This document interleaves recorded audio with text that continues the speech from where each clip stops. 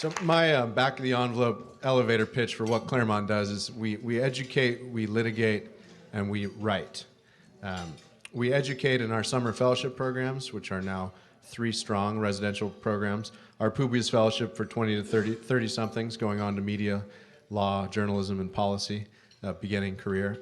Our mid-career fellowship, the Lincoln Fellowship, for people influencing the national policy conversation, usually in the 30 to 40-year-old range. And then our John Marshall Fellowship, which John helps execute and really is the spirit of more than anyone else.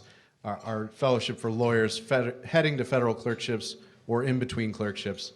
As John may have mentioned at the opening, you know, we had this pipe dream idea that we would influence judges through their clerks. I know Judge Sentelle probably bristles at such a thing, but that program we started in 2012.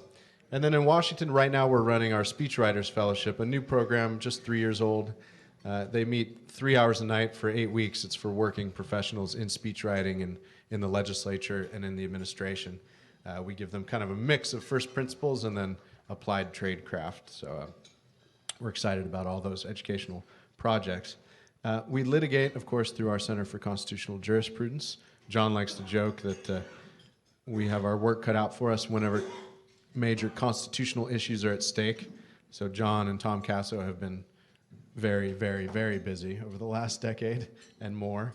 And then we write through our flagship publication, which you've seen lying around, the Claremont Review of Books, which we've always thought of as kind of a graduate education in and of itself, every issue, but trying to engage the national political argument at the level of ideas, which we always think, as important as policy is day to day, the battle of ideas is really upstream from the policy battles and vitally important.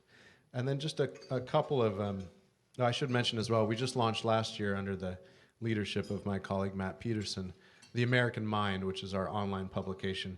It's really supposed to be a center of debate that appears more often than the Claremont Review of Books, a quarterly, a place where we can have debates with the most important thinkers and writers and practitioners on the issues of ideas and politics that are driving the national conversation.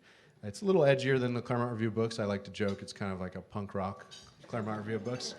So with art to match that spirit. So we're having quite a bit of fun with that. I just want to talk about 2 new programs. So we're expanding our educational offerings.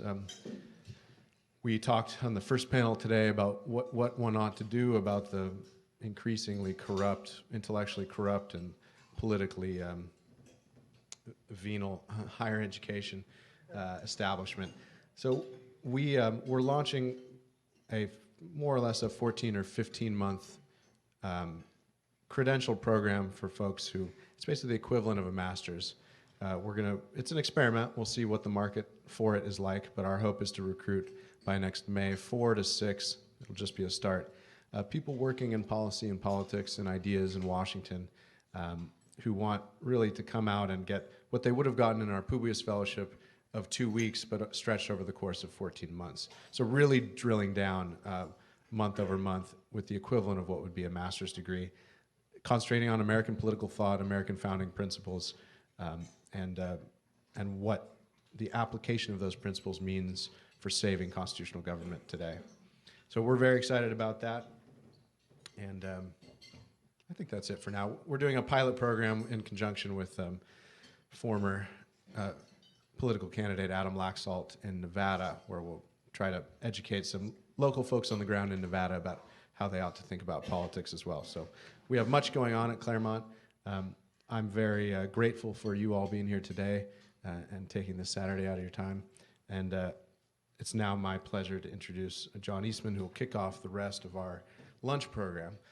John, most of you know, I think, is one of the preeminent constitutional litigators and lawyers in the country. He's also a board member of the Claremont Institute, a senior fellow of the Claremont Institute, the Henry Salvatori Professor of Jurisprudence here at the Dale Fowler School of Law at Chapman. And more important, I think, than any of that, John is a great patriot and a tireless champion for all the things that make America great. So please join me in welcoming John Eastman. Thanks, Ryan. I was recently on Mark Levin's show for an hour, and the current occupant of the White House saw the program and tweeted it out, but he didn't have my Twitter handle. And somebody told me if he had used my actual Twitter handle, I would have gotten 1 million new followers. And, but I had a hard-to-find Twitter handle because when I ran for Attorney General here, somebody created a Twitter account on my behalf, and my name was already used. So I created a new Twitter handle that I thought might be easier for him to find, Dr. John Eastman.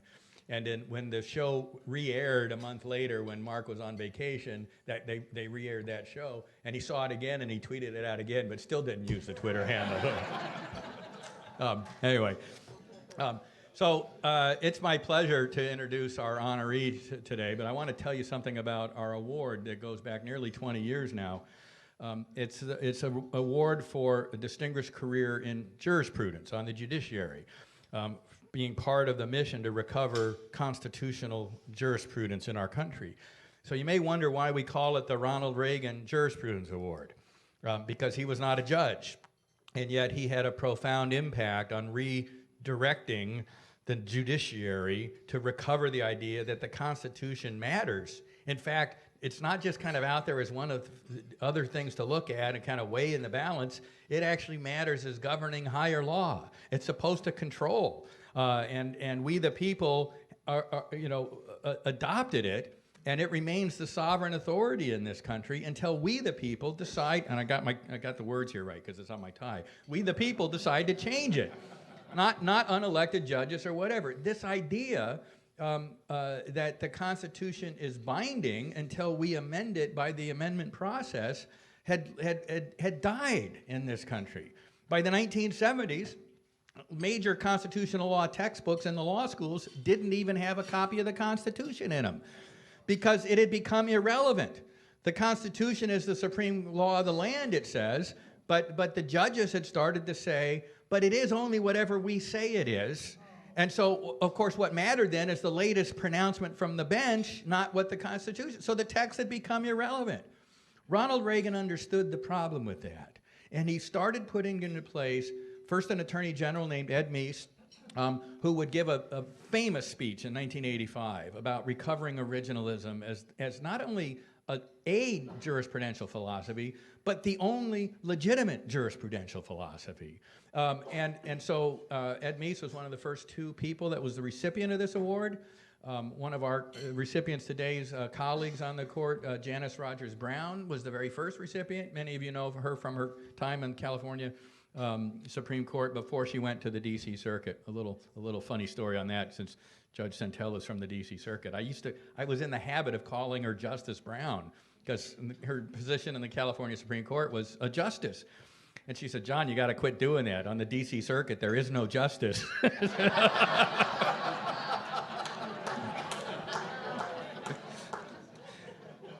That said, that remark does not apply to our award recipient this year. Judge David Sentelle, I'm going to call him the Forrest Gump of the American judiciary.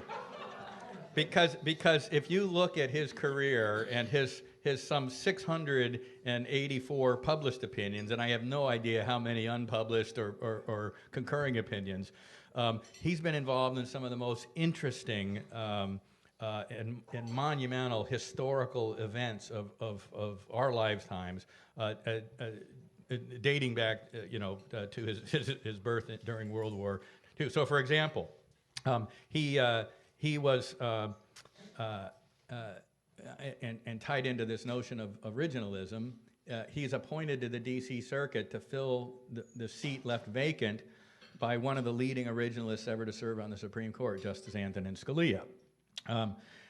He served on that D.C. Circuit with some of the biggest names in the federal judiciary, including Ken Starr, Ruth Bader Ginsburg, John Roberts, Brett Kavanaugh. He served with Ken Starr on the D.C. Circuit, but then was on the panel that appointed Ken Starr to be the independent prosecutor in the Whitewater investigation during the Clinton administration. He was on the panel dealing with the Iran-Contra controversy and found Oliver North and John Poindexter could not be charged with criminal convictions based on evidence that they had given under immunity to the House of Representatives. I mean, you know, you go back over the last 40 years on the major historical events. He seems to have been at kind of the pinnacle or fulcrum of all of these things. He served a number of years, 25, I think, on the D.C. Circuit Court of Appeals as an active circuit judge and chief judge for a while, and still as a senior circuit judge on that court. Not one to relax in retirement, he's now a member of the Foreign Intelligence Surveillance Court, which has got to be. That's why you see all the security around. We're going to talk a little bit more about some of the opinions, but suffice it to say that Judge Sentelle has manifested throughout his career a proper understanding of the role of the judiciary, both on its need for independence to kind of serve as a constitutional check on government that exceeds its authority, but also one that doesn't itself allow it to be tempted by the trappings of power to exceed its own authority. And we'll talk about that later. But that is the mainstay of separation of powers and the restoration of the role of jurisprudence that we honor with this award. So I'm delighted to invite Judge David Sentelle up here to be the recipient of our 2019 Ronald Reagan Jurisprudence Award.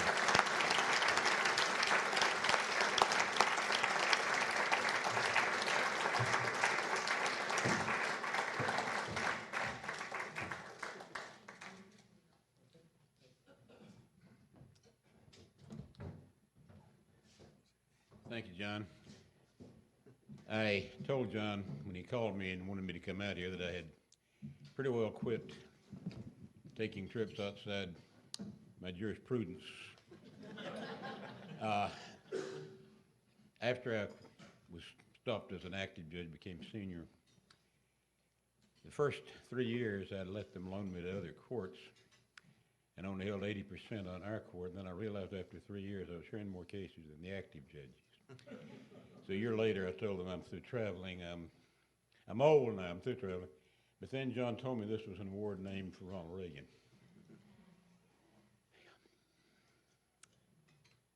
When I went on the D.C. Circuit, shortly after the D.C. Circuit went on it, Chief Justice Rehnquist and I were at a conference in Asheville, where I had been a district judge before, looking out across the Smokies. And beautiful. Bill and I were the first two to arrive at the cocktail party. It says something about both of us, I guess. He looked out across the mountain. He said, "David," I said, "Yes, Chief Justice." He says, "How could you leave this and come to Washington?" First, I said, just before you asked me, I was trying to remember. And finally, I said, it was the only thing in a country lawyer's life that the President of the United States ever personally asked me to do. And I don't know how I could say no to Ronald Reagan. After all these years, I still can't say no to Ronald Reagan. I remember in 1964 when a small band of us were just about flunking ourselves out of Carolina, working for what we knew was a hopeless cause to elect Barry Goldwater. Ronald Reagan was to make a speech on national television on behalf of Goldwater. We didn't know what to expect. We all remembered him as an actor, but not as a statesman.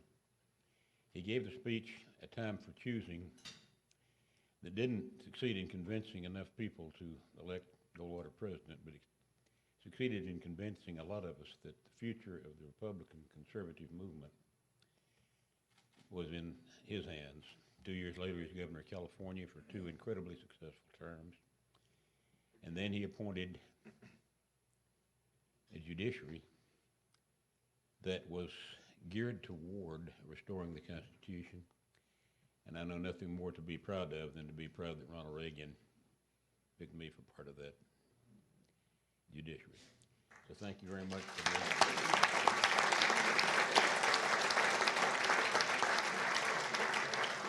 John, I hope you will ship that back. We will ship it.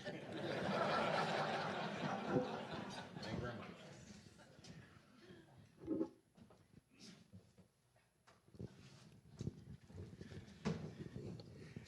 So with your 25 years, boy, almost 30 years now. It's 32 now, counting the senior time. Counting the senior time. Which is almost 7 years of senior time. Now the D.C. Circuit is known as the second highest court in the land. It's actually equal to all the other courts of appeals, but it gets some of the most prominent cases because it's the seat of Washington, D.C. One of the most interesting developments at the Supreme Court in recent years deals with what is normally I gloss over dull things like administrative law. And you go through your 684 opinions, you see lots of them involving the Federal Regulatory Agency, the FERC, the EPA, all these things.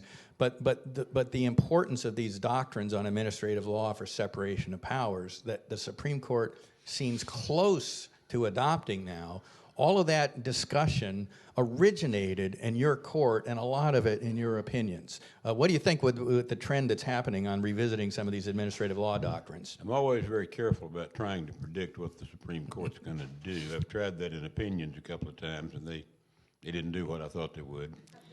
That involved reversing me, or at least not adopting what I had to say. But when I first went up to the D.C. Circuit, I had done very little administrative law. It gave me some misgivings, perhaps, to think about going to a court that had so much ad law. I sat down and read the last two volumes, or the D.C. court cases from the last two volumes of what was then F2nd. Decided, well, hell, it's law, and law is what I do. I got up there and began to get more familiar with something called the Chevron Doctrine. So there's two basic kinds of deference that we're involved with. The Chevron Doctrine comes out of a case, NRDC versus Chevron, in which the Supreme Court stated that when Congress leaves an ambiguity in a statute that it's entrusting to an agency, the court should understand that Congress probably meant the agency to resolve that ambiguity, and that we should defer to any reasonable interpretation that the agency places on it rather than decide for ourselves. Well, it sounded to me like a great idea when I got there, but it certainly took a load off of our back. But over the years, I think we have, A, found ambiguities. As Bob Bork said, we found ambiguities in no smoking signs. And B, we haven't been very rigorous in the courts as a whole, including the Supreme Court, about requiring that reasonableness in the interpretation the agency gives. It's impelling some of us, including at least some of the justices of the Supreme Court, to think that maybe that case was in error in the first place, and perhaps it should be re-examined. Now, when I say it should be re-examined, I deliberately use the passive because we can't do that. If it's going to be re-examined, it has to be the 9 up on the other side of Capitol Hill. Gorsuch, in particular, has made some fairly public statements with a great irony there. The case originated, that is Chevron, NRDC versus Chevron, originated as NRDC against Gorsuch. Neil's mother was the administrator of EPA at the time, and that was the defendant agency. The other kind of deference, well, before I get to the other kind, an outgrowth of the Chevron deference is that we have, the Supreme Court has, stated that we needed to defer to the agency's interpretation of its own rules. Now, if you know anything about federal agencies, you know that they do exercise empire building, and their interpretations are not necessarily the most unbiased ones in the world. So many of us thought that perhaps Chevron deference shouldn't apply there. The Supreme Court said it did, but again, that's being questioned even publicly by some Supreme Court justices, so there may be developments coming along that score. As far as the agency interpretations, in addition to interpreting law and rules, they also make findings of fact and declare policy. And under the Administrative Procedures Act, we are obliged to sustain their decisions of fact and policy if there is evidence to support it. It doesn't have to be the greater weight of evidence, just that if there is any substantial evidence to support it. This may be less out of step with the originalism doctrines than the other one is, but it also raises some fears that maybe we're not doing our job. As far as deciding what the law is, John Marshall declared all the way back in Marbury versus Madison, it is emphatically the duty of the courts to say what the law is. Under Chevron, we have wished that off on the agencies. and it is due for some re-examination. Yeah, now, you had said you can't make any changes in that until the Supreme Court does, but I think that's being unduly humble, because there's an old decision of yours in a case called Murphy Exploration versus Department of Interior. It dealt with reimbursement for overpaid mineral royalties. You know, in a way, a lot of these administrative cases deal with very technical matters. But your court did not defer to the agency's interpretation under Chevron, because it kind of set out that because the jurisdiction on this statute didn't allow for that kind of deference. And in other words, this was Chevron, what we call Chevron Step 0, before that was even a thing. So you really did lay an important marker down there to kind of start calling the court's attention to the problems with the Chevron's doctrine. Yeah, we try. We try to do we try to do the job of declaring what the law is if we're not bound by something that says we have to defer. Remember that my colleague, former colleague, now retired Jim Buckley, who had been a senator before he was a member of our court, said with reference to Chevron, he said, when I was in the Senate, in the Congress, I often heard my colleagues say, well, it's kind of ambiguous, but we'll let the court straighten it out.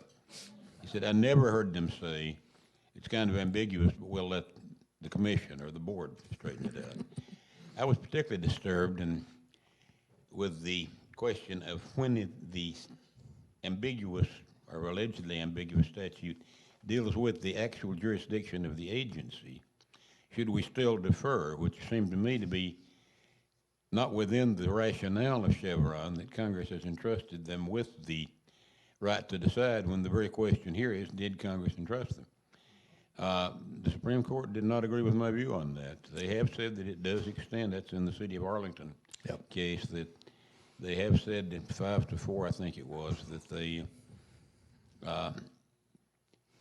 jurisdictional statutes are not immune from Chevron analysis. And it's not the usual 5-4. It's you get some strange divisions on these questions. Although I think that, too, they're coming around on. Now, a couple of cases you decided, first year you were on the court, one dealt with Georgetown Medical Center liability for a blood transfusion that led to AIDS in a child, and another dealt with the nuclear-free zone issues in United Concerned Scientists versus Nuclear Regulatory Commission. I don't want to get into the details of those cases or press you on the memory of that. But those were hot-button issues of the day. And my question for you is a broader one. Do hot-button cases like that sometimes make bad law? Because some judges, not on your bench, of course, but some judges around the country might kind of weigh the thumb on the scale toward their ideological views on the hot-button issue rather than faithfully applying the law. Yeah, that's the short answer. There have been and are judges around the country who, I'm overstating this, but not much, and some of them particularly district judges, who sort of have a tendency to decide when the case comes in how it should come out, and then make rulings that tend toward that result.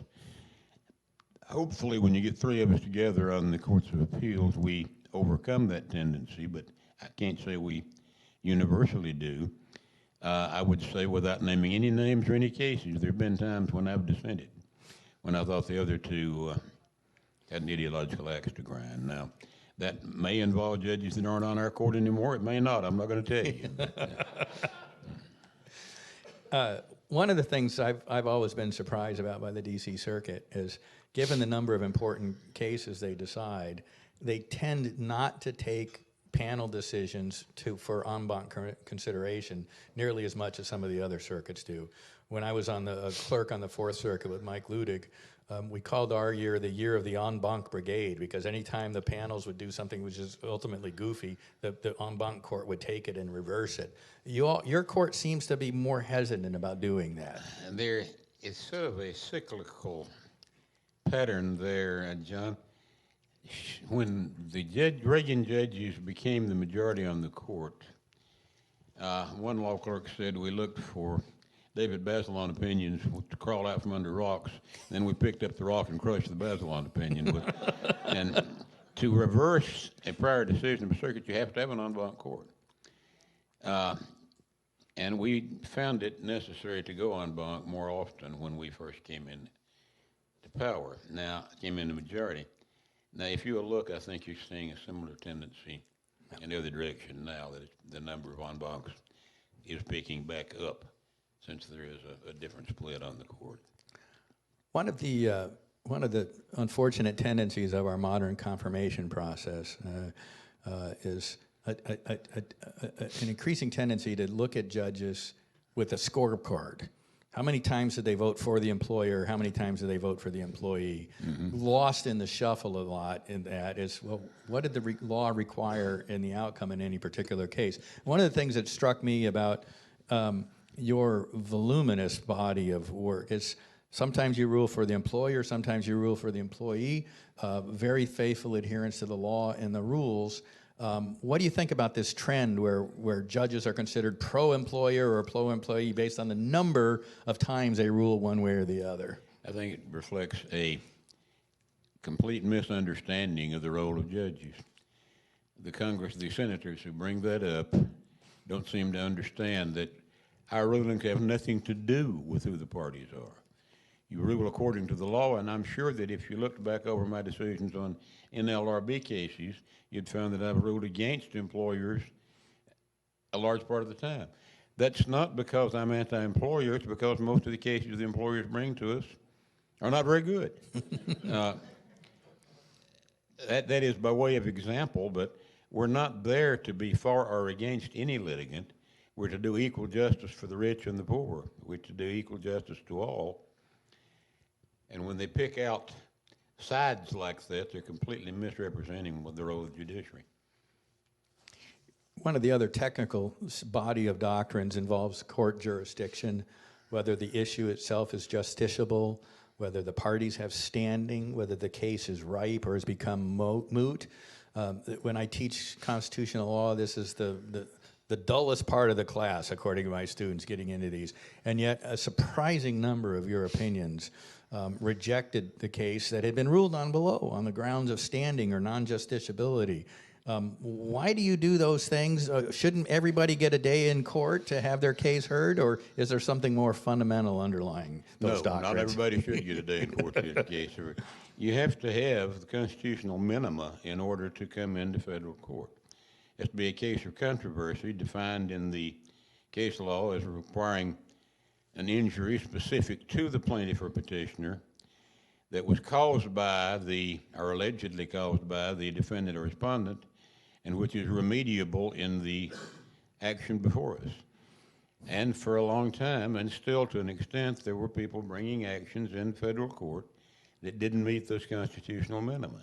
At the same time, they also had some that were unripe or were moot, but in any event, standing was the ones where I guess I've written the most opinions, John, and that has to meet those constitutional minima, and if they don't, then we can't constitutionally take the case. Now, I have to admit that there are cases in which I don't think they meet the standard for standing, and my colleagues and sometimes the Supreme Court have differed with my understanding, and what a dissent does to tell you what the law isn't. So you can't always go by what I said about standing, but more often than not, I've spoken on behalf of the court, or at least the majority of the court, when I've said this case has to go, it doesn't have standing. Now, there have been some very conspicuous cases where I've said that, and it hadn't come out that way. The greenhouse gas case, Massachusetts v. EPA, when it first came up, I said Massachusetts didn't have standing. Ray Randolph said they had standing, but they didn't have a case. David Taylor said they had a standing and they have a case. When the Supreme Court, David's view prevailed. My view commanded a very fine dissent by the Chief Justice and another one by Scalia, but they found the Supreme Court made the same error that one of my colleagues did on that. There's been others where my view has not prevailed, but there was one, talking about the en banc cases, it's, I think it's drug plastics versus NLRB, that didn't involve standing. It involved the ability of the agency to require a certain remedy. So we didn't technically call that one standing, though, but 5-4 en banc reversed me, and 5-4 Supreme Court reversed them. So you stay there long enough, you get some vindication. Well, I will say this, just because you end up in dissent or because your majority opinion gets reversed by the Supreme Court doesn't mean you were wrong. In fact, more often than not, it's the other folks that are wrong. I'm going to pick up on the theme in my last question here that I started off with when I introduced you, the Forrest Gump aspect. So you were on the panel in the Wisconsin Right to Life case. The Supreme Court reversed you. That goes back on remand. It ends up coming up with new justices on the court, Alito mainly replacing O'Connor. That becomes a Citizens United case, a very important decision.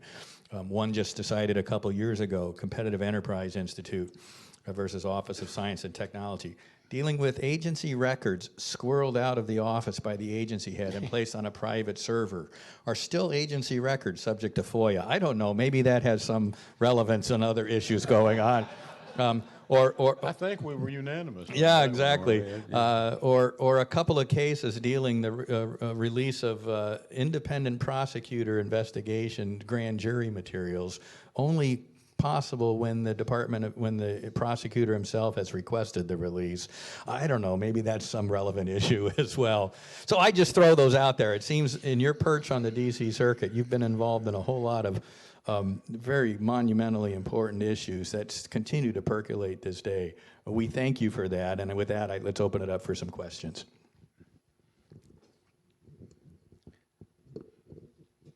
Yes, questions? Anything? How about the Fisa Court? Yeah. On the Chevron opinion, one thing that I have read or I've seen is that Chevron originally seemed like a good idea, at least to some people, because the judiciary was more activist and the agencies were seen as adhering more closely to the law. Now we have a little bit of a reversal of that situation where the agencies are part of the deep state that is resisting the president on many matters, and the judiciary is taken a more conservative tack. Do you think that has anything to do with the rethinking of Chevron, that there's been a table turning here? It may have called some attention to the problems of Chevron. I don't think it would make anybody's mind up on what ought to be done, but it may have called some attention to it. Certainly, at the time of Chevron, the interpretation by the agency in that case was perhaps less activist than the one the court made, but the Court of Appeals made and the Supreme Court reversed. But I understand what you're saying. I think that might have called attention it would not have otherwise had, but I don't know that has anything to do with making them making their minds up, the higher court. I know one of the justices told me he thought some of the other justices were beginning to give it a harder look, so it might be why. That may be what's calling their attention to it. And I'm not naming any justice in that scenario at all. This is a Fisa Court question. We have the FBI going to the Fisa Court 4 different times to get a subpoena to surveil Carter Page. Now, to the best of my knowledge, Carter Page was pretty much a minor character. If they were trying to spy, if you will, on the Trump campaign, what was the significance of getting the warrant on Carter Page? Let me give a 2-part answer. First place, I will correct John. I'm on the Fifth Court of Review, not the Court of First Instance. That's the first point. Second one is, do you seriously believe I'm going to address that?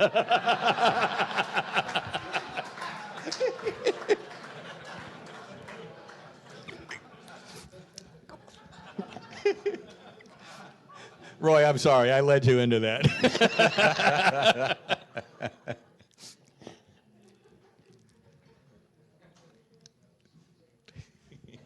Chief Justice John Roberts was quoted some months ago as saying in what was played in the media as a rebuke to the Trump administration, naturally, as saying that we don't have Republican judges, we don't have Democratic judges on the court. They're all just judges.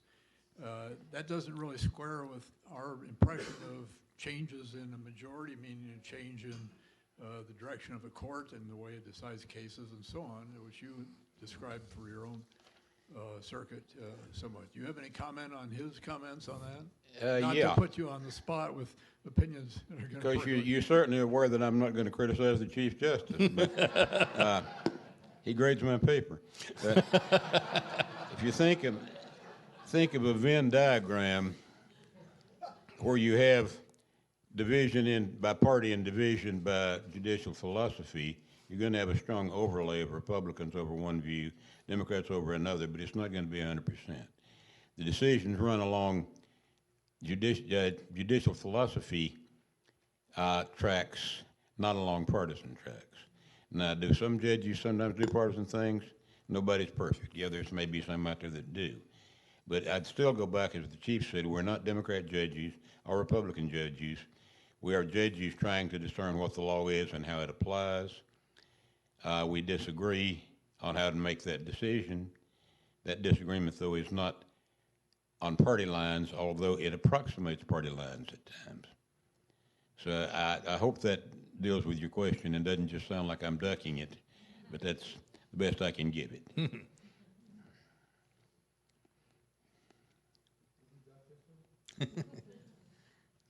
Is it on? Okay. People in this conservative group are admirers of both Justice Scalia and Justice Thomas. But they had some serious differences of opinion, although they were both considered originalist. Now, one interpretation, I'd like to hear your take on this, is that whereas Scalia was an originalist, Thomas is a principled originalist, grounded in natural law.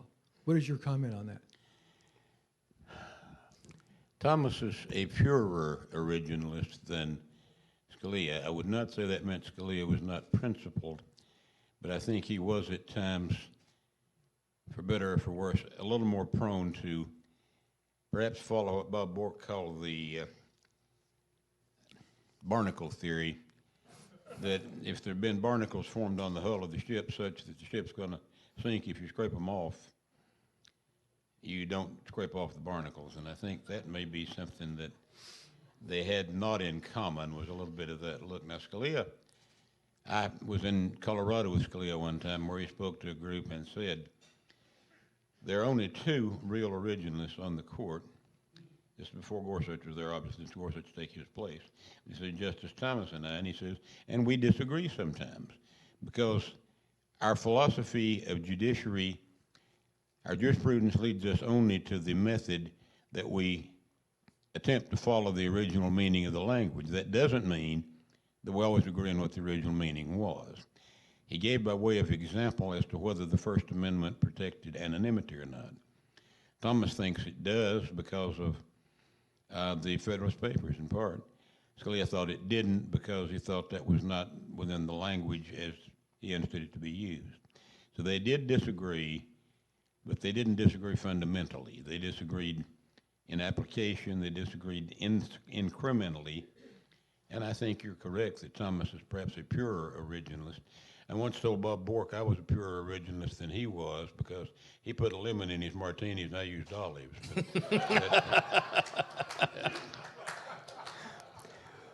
We would be remiss not to talk briefly before we end here about one of the great litigation stories in American history, and that was the day the case came on the docket from the National Park Service denying a permit to the Rainbow People for their annual gathering. I wonder if you could, you've got a book about this, I wonder if you could regale us just with a touch of the story of the Rainbow People. How long have we got? The case came in while I was about to go to judicial conference at the Fourth Circuit. And I was a district judge at the Rainbow family of living light, which still exists. It's got to be replacements by now because the original hippies have got to have died off by this time.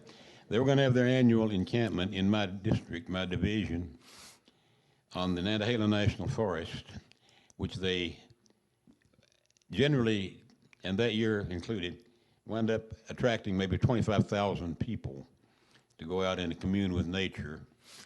The 4th of July is the date, but they start gathering about May, and it runs until the Park Service throws the last one out. I went off to the conference expecting the senior judge who didn't go to the conference to take it. He wasn't having any. I got back. The Assistant Attorney General of North Carolina and a ACLU lawyer were waiting in my chambers with this idea that we should go out and have a one-man jury view of this hippie gathering in western North Carolina. Now, I'm not going to try to encapsulate the book because it's not that short. It's not a long book, but it's not that short. It's out of print, but you can still get it on Amazon sometimes. Any event, a few things that stand out in my mind. One of them is the sight of, well, I'll give you a little backstory before I get to that one. When we got out there, I had told them not to call me judge, so nobody would know what was going on. We got out there, the state troopers were controlling the access to this part of the park. One of them says, "Hey, Judge." So anyhow, the attorneys asked him how things were going. He said, "You know, the Hare Krishnas brought their elephant." "How did you get an elephant? How did they get an elephant up to the park?" Said, "Well, they couldn't have done it, but I backed their truck up there for them." So anyhow, one of the sights that will always stick in my mind is an elephant with 4 or 5 guys in orange robes running through Nantahala National Forest in western North Carolina. And hippies saying, "Let us pet your elephant." And she doesn't like your dog, but that one will always stand in my mind. Then there was the one where you were getting ready to make the follow-up view after the case was essentially decided, and there was a hippie woman that came over and took my hand to tell me how much she had pleased with my decision, and another hippie was taking a video of all this, and I'm thinking, now what if the Senate Judiciary Committee, which is considering my nomination for D.C. Circuit, gets a picture of me standing in the National Forest holding hands with a naked hippie woman? And the final thought is like unto it. On the same visit, on the way back, we had walked down the hill and back up and up down the other, come back. And the hippies were trying to do a real good job of spreading, getting the leaves gathered back on the paths that they'd made. And there was a young couple raking leaves, covering the path, much like a civic group maybe in a city park, except that they were naked. And we got even with them, and the young woman looked up at me and said, "Jesus loves you." Now, I've descended from a Baptist preacher. My father was a deacon. I was a deacon for a while. But I don't know how I'm supposed to deal with a naked woman telling me that Jesus loves me. But I rose to the occasion. I said, "He loves you too," and that seemed satisfactory, and we all went on. And I really believe he does. I believe he loved her too. Judge, thank you very much. Join me in thanking Judge Sentelle.